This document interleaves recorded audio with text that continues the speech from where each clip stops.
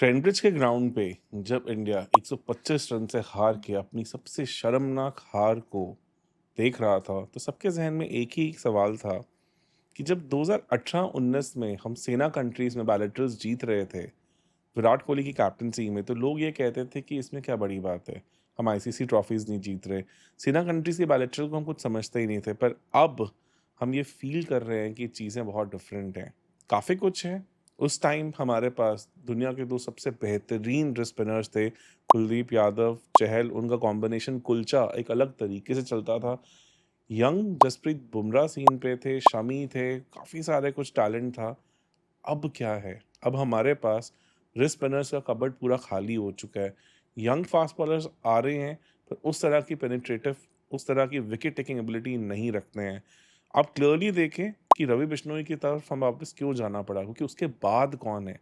उसके बाद आपके पास फिर बचते हैं विपराज निगम या फिर सुरेश शर्मा, जिन्होंने आईपीएल में भी उतनी कंसिस्टेंसी अपनी टीम के लिए नंबर 1 स्पिनर बनने की कोई भी कंसिस्टेंसी नहीं दिखाई। पेसर्स में प्रिंस यादव एक बहुत ब्रिलियंट फाइंड है, no doubt about it. But क्या हम न्यू बॉल के साथ वैसा इम्पैक्ट डाल पा रहे हैं? लोग कहेंगे जी हाँ, अर्शदीप ने पिछले मैच में 2 विकेट्स ली, पर उससे अगले ओवर में 28 रन भी खाए थे उन्होंने उसी मैच में। ऐसे में अगर हम इस थर्ड टी20 आई की तरफ देखें तो इंडिया ने क्या गलतियां की? अगर हम पहले इनिंग्स का एनालिसिस करें, ट्रेंट ब्रिज का ये ग्राउंड बहुत डिफरेंट डायमेंशनल ग्राउंड है, दुनिया में सबसे यूनिक डायमेंशंस में से है। यहाँ पे पिच में न्यू बॉल के साथ कुछ ना कुछ मदद थी। अगर आप back of the length ball करें, जो कि जनरली 6 to 8 मीटर लेंथ है, तो मारना इतना आसान नहीं था।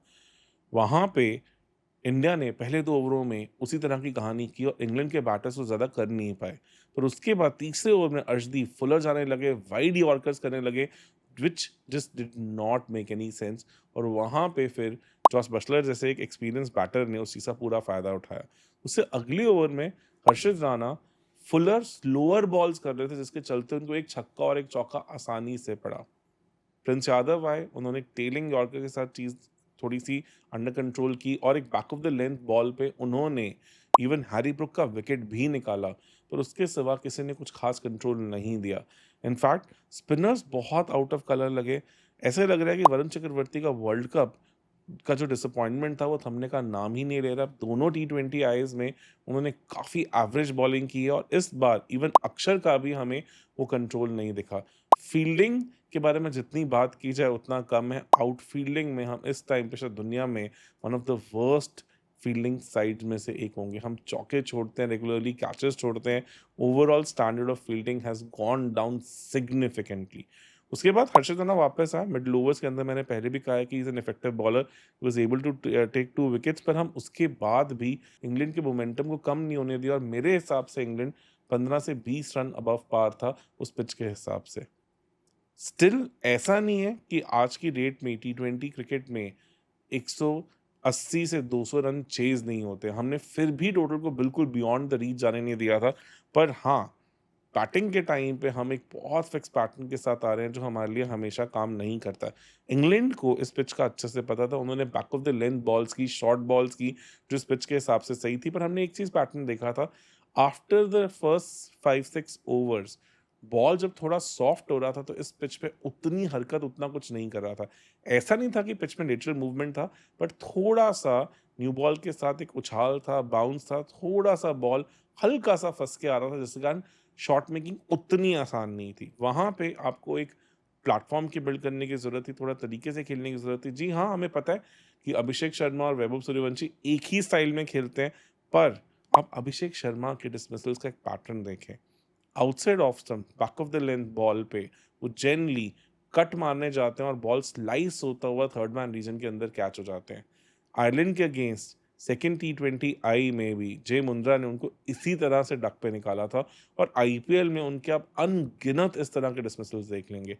अगर बार बार एक सेम पैटर्न में आप फंस रहे हैं, तो वो एक प्रॉब्लम, एक बहुत बड़ा नेगेटिव साइन है, जिसे उन्हें ओवरकम करना ही करना पड़ेगा। वहाँ पे वैभव सूर्यवंशी और Jofra Archer dressing room share करते हैं, एक ही सेम आईपीएल टीम के लिए खेलते हैं, बहुत बार नेट में भिड़े होंगे। तो क्लियरली दिख रहा था कि एक जोफ्रा आर्चर के पास फिक्स प्लान था कि अगर मैं उन्हें बॉडी में क्रैम्प करके एक बाउंसर करूँगा, तो कहीं न कहीं मैं उन्हें फँसा सकता हूँ। इस तरह के शॉट पे मारने पे कहीं न कहीं उन्हें मैं कीपर में आउटफ़ील्ड में कैच करवा सकता हूँ। वहाँ पे अभी मैं एक 15 साल के बच्चे को बहुत ज़्यादा जज नहीं करूँगा कि कहीं न कहीं वो अभी इवॉल्व हो रहे हैं, उनके लिए भी एक बहुत बड़ा लर्निंग कर्व होगा। प्रॉब्लम मेरे लिए उसके बाद के बैटर्स हैं। ईशान किशन और संजू सैमसन के बीच का डिबेट चल रहा है कि दोनों में से किसी एक को खेलना, और ये ऑलमोस्ट पिछले 6 महीने से हम देख रहे हैं। संजू सैमसन को 3 फेलियर्स के बाद रेस्ट कर दिया गया, ड्रॉप कर दिया गया, हमें नहीं पता, पर वो अब स्कीम ऑफ थिंग्स में नहीं है। वहाँ पे ईशान किशन को इतने लंबा रोप क्यों मिल रहा है? अगर हम वर्ल्ड कप की बात करें तो डेफ़िनेटली क्लियरली ईशान ने वर्ल्ड कप शुरू अच्छा किया था, पर ओवरऑल इम्पैक्ट बड़े मैचेस में ज़्यादा संजू का था, और इस ओवरऑल टूर पे वो आयरलैंड में दोनों मैचेस में फ्लॉप हुए, इंग्लैंड में भी तीनों मैचेस में 2 में फ्लॉप हुए, और एक में जो नॉक आया था, वहाँ पे अगर रवि बिश्नोई का वो ओवर ना भी आता और इंडिया हार जाती, तो वो ब्लेम मेरे हिसाब से शायद ईशान किशन की उस इनिंग्स का जाता, बिकॉज़ उन्होंने उन 13 ओवरों के बाद 6 ओवर में पूरा मोमेंटम खत्म कर दिया था सेकंड टी20 आई में। यहाँ पे भी यही लगा कि शॉर्ट बॉल उनके लिए नेमेसिस है, और हाँ, अभी भी मैं 100% कन्विंस्ड नहीं हूँ कि जेन्युइन पेस के सामने और इस तरह के पिचेस में जहाँ पे बाउंस है वो कितने इफेक्टिव है। सब कॉन्टिनेंट में हमें कोई डाउट नहीं है कि उनकी डिस्ट्रक्टिव पावर्स नेक्स्ट लेवल तक जा चुकी हैं, उन्होंने अपनी गेम को बहुत इवॉल्व किया है। बट इन सेना I still have my doubts कि whether he is evolved to that level और नॉट, और वो क्लियरली एक्सपोज लगे।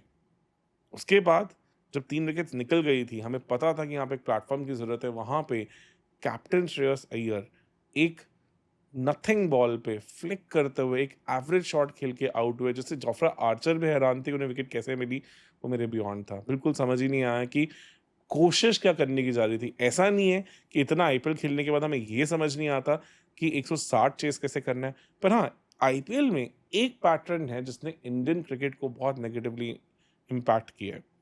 आप अगर इस आईपीएल को देखें, तो ग्लोबली जितने भी आज तक टी20 टूर्नामेंट्स हुए हैं, उनमें पहली बार ऐसा हुआ था कि पहले 10 ओवरों की रन रेट अगले 10 ओवरों से ज़्यादा था। ऐसा क्यों? क्योंकि पावर प्ले में टीम्स बहुत हार्ड जा रही थी, जिसके चलते 240, 260 जैसे टोटल्स भी चेज़ करने मुश्किल नहीं थे। चेज़ हो रहे थे, काफ़ी रेगुलरली हो रहे थे।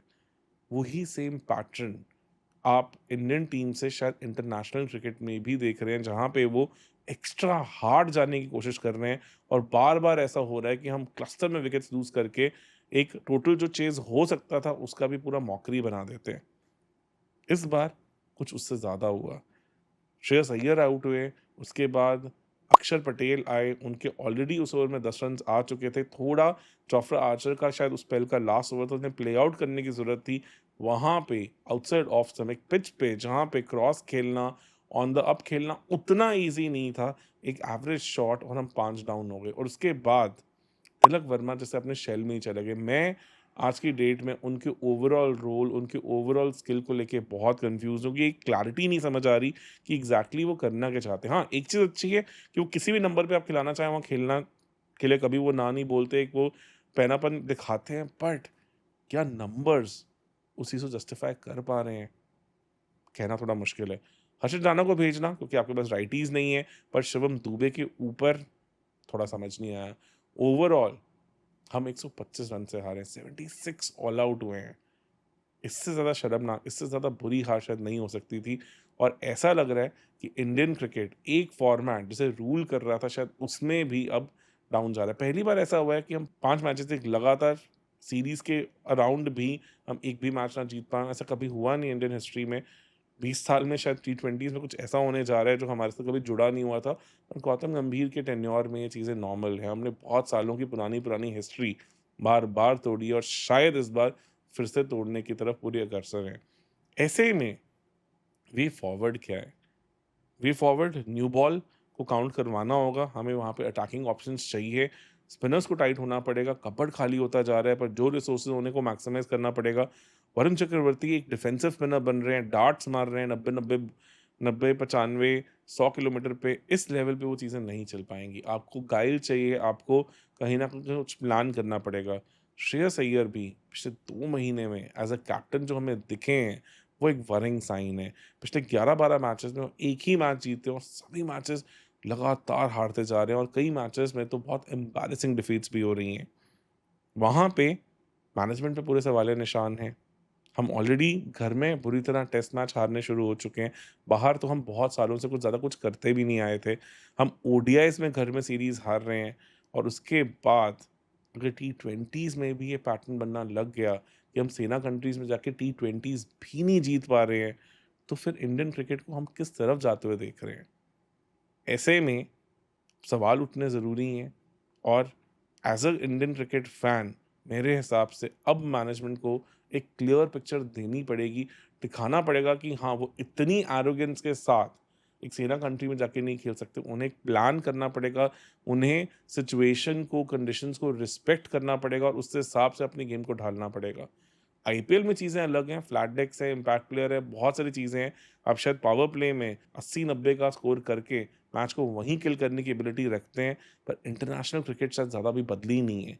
वहाँ पे वही पुराने प्रिंसिपल्स, बड़ी पार्टनरशिप्स, एंकर फिनिशर के रोल्स शायद ज़्यादा इम्पोर्टेंट है और शायद अभी भी बहुत ज़्यादा रेलेवेंट है। वहाँ पे फिल सॉल्ट ने उस एंकर फिनिशर का रोल प्ले किया, पूरी इनिंग्स को बहुत ब्यूटीफुली एंकर किया, स्टार्टिंग में स्ट्रगल भी किए, पर बाद में ईज़िली उसके लिए मेकअप किया। वैसी सी कहानी यहाँ नहीं हो रही है, पार्टनरशिप्स नहीं हो रही हैं और ये बार-बार कंसिस्टेंट पैटर्न बनता आ रहा है। आपका इसके बारे में क्या कहना है? क्या इस हार को भी हम भुला के आगे चल पड़े? क्या जो पिछले वीडियो मैंने जो डाला था, उसपे लोगों ने लिखा था कि टी20 में कोच को आप जज सिर्फ़ आईसीसी ट्रॉफ़ीज़ के साथ करें, आप बायलैटरल्स के साथ ना देखें।